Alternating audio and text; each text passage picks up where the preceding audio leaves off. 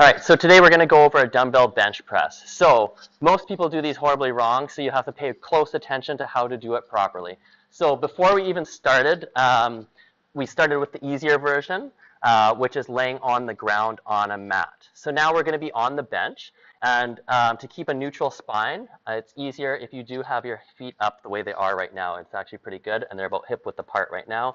So before you start, you're exhaling to keep your ribs down, so you're using the power of your diaphragm. Exhale. Good.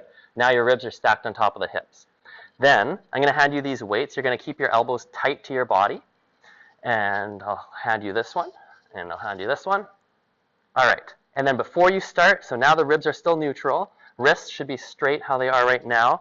Shoulder blades are retracted, so try to pull them down and back a little bit. Good. And then now what you're going to do is you're going to exhale, breathe out.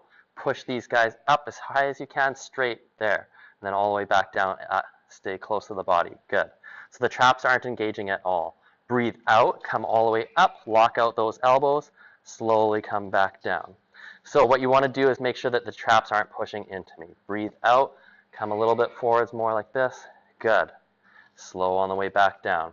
So this is going to work the chest, it's going to work the front shoulder muscles, and it's going to work the triceps. Good. And if you want to try and engage even more core, try to bring the knees up now. Have them floating off the ground. Imagine a fist width or hip width in here. More and more and more. Good. Exhale. Good. See, now there's a lot more balance. Slow on the way down. Perfect form. So that's how you do a dumbbell bench press.